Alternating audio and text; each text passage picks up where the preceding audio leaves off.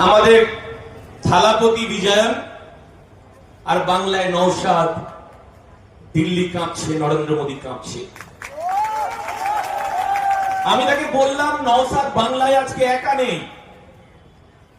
নওশাদ সিদ্দিকী আজ থেকে ধর্ণা মঞ্চে বসছে, আরো 20টা সংগঠন তার সঙ্গে এসেছে।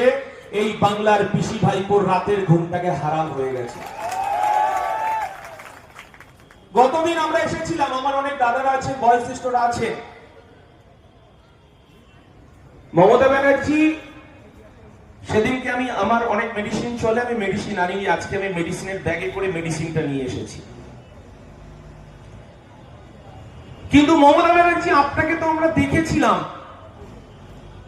আপনি এই বাংলায় সংখ্যালঘু আদিবাসী দলিতদের এই কলকাতার রাজপথে আমরা আপনাকে দেখেছি, এই কলকাতায় ধর্ণা মঞ্চে বসে এই বাংলার নতুন পরিবর্তন এনেছিলেন।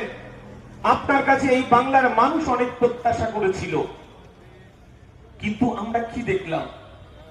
মমতা ব্যানার্জি, এই রেড রোডে আপনি হিজাব পরার আড়ালে এই বাংলার সংখ্যালঘু আদিবাসী দলিত মানুষকে আপনি ঠকালেন। এর উত্তর চাইতে আমরা আবার এই ধর্ণা মঞ্চে হাজির হয়েছি। আমার দলের সেনাপতি নওশাদ সিদ্দিকী সহ আরো 20টা সংগঠন আমরা বসেছি, 30টা। আমরা জানি না এর শেষ কোথায় হবে। আমরা জানি না মমতা ব্যানার্জির পুলিশকে আমাদের কত রক্ত দিতে হবে।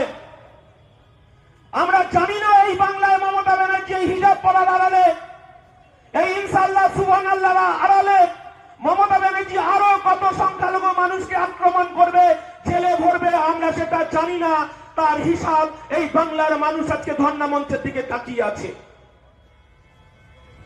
24 সালে এনআরসি এই কলকাতায় ক্যাকা ছিছি, হ্যাঁ, এই বাংলার সংখ্যালঘু মানুষকে একটু ভয় পায়, কারণ এদেরকে এই ভারতবর্ষের রাষ্ট্র ব্যবস্থা তাদেরকে অশিক্ষিত করে রেখে দিয়েছে, তাদেরকে শিক্ষা দেয়নি।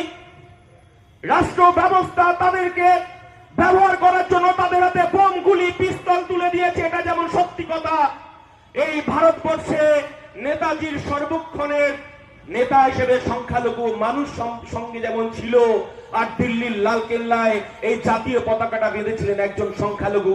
এটা ভারতবর্ষের ইতিহাস। ভারতবর্ষের ইতিহাসকে কখনো গুলিয়ে দেওয়া যাবে না, কখনো মানুষকে ভুলিয়ে দেওয়া যাবে না ভারতবর্ষের ইতিহাসকে।